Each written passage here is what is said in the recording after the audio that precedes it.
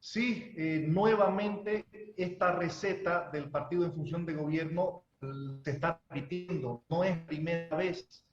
Ahora gozamos de terriblemente ilegítimos magistrados en las altas cortes, Tribunal Constitucional, Corte Suprema, etcétera, porque en ese momento ya aplicaron esa receta de aumentar los requisitos que están en la Constitución para cerrar el paso, para cerrar la puerta a nominaciones de personalidades prominentes que pudieran impedir la designación de personas más bien acólitas, sumisas, subordinadas, sin mayor honorabilidad que lleguen a estos puestos de importancia constitucional. En ese momento de las elecciones judiciales, las falsas elecciones judiciales, fraudulentas elecciones judiciales, ya se implementó el requisito de no haber hecho algún tipo de trabajo para empresas antes capitalizadas, etcétera. Es decir, buscar una serie de mecanismos para que personalidades notables, sobre todo de Santa Cruz, no pudiesen siquiera presentarse a estas convocatorias. En el caso ahora del defensor del pueblo, se repite ello y le aumentan requisitos a lo que ya la Constitución dice. El artículo 221 de la Constitución es el que establece los requisitos para el defensor del pueblo. Y él dice, se requerirá primero con las condiciones generales para el servicio público, ¿no? Que son haber cumplido los deberes militares, etcétera. Contar con 30 años de edad cumplidos a la fecha de la designación. Probada integridad personal y ética, y que se determina a través de la observación pública, y punto final. Y ahora resulta que el partido en función de gobierno elabora un reglamento donde hace un listado extenso de muchos otros requisitos. Eso es inconstitucional. No se le puede aumentar a la Constitución requisitos que ella misma no ha previsto. Cuando la Constitución requiere que se la complemente vía reglamentos, dice de acuerdo a ley, conforme a reglamento. En este caso es un mandato cerrado. Artículo 221, los requisitos que hemos leído y punto final. De manera que la intención que ya han concretado de aumentar requisitos para cerrar la puerta a auténticos defensores de derechos humanos que con independencia puedan cumplir la función de defensor del pueblo, es un atentado a la democracia. Ahora, le hago una consulta más sobre el escenario actual. Es decir, se violó la Constitución, se aumentaron los requisitos para cerrarle el paso a X y Z.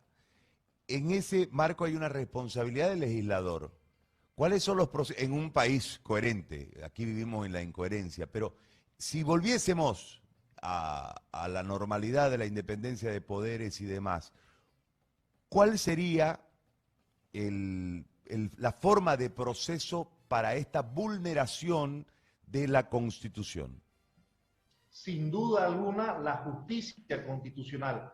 En los estados democráticos, esa es la razón de ser de la justicia constitucional, controlar los excesos del poder. Pero claro, como en Bolivia vivimos en una dictadura disfrazada de democracia, todas las instituciones de la democracia están sometidas, cooptadas, controladas, tomadas por el gobierno en función, en ejercicio del cargo. El caso tristemente del Tribunal Constitucional, que tampoco tiene ninguna muestra, ningún atisbo de independencia, de manera que con mucha probabilidad cuando un caso de reclamación de esta situación pudiese llegar a tribunales de justicia constitucional por vía de cualquiera de sus mecanismos, amparos constitucionales, acciones concretas de inconstitucionalidad, etcétera, con mucha probabilidad tendrá un pronóstico de confirmación, porque no hay la separación y la independencia de poderes y todo el poder se concentra en el gobierno en funciones. Doctor, ahora, desde esta vulneración de la Constitución, ¿cuál es el daño al pueblo? Porque uno entiende que todo está enmarcado siempre en generarle estabilidad, generarle debido proceso, generarle representatividad, es decir, todo el aparataje en cualquiera de las índoles se mueve en relación al pueblo. ¿Cuál es el impacto sobre el pueblo de una medida como esta? Miren, las democracias modernas tienen muchos mecanismos institucionales para preservar cabalmente el funcionamiento de una auténtica democracia, de manera que estas salvaguardas no lo lleven al extremo a la población civil de tener que salir a realizar finalmente una revolución, una sublevación democrática en contra de un gobierno tiránico.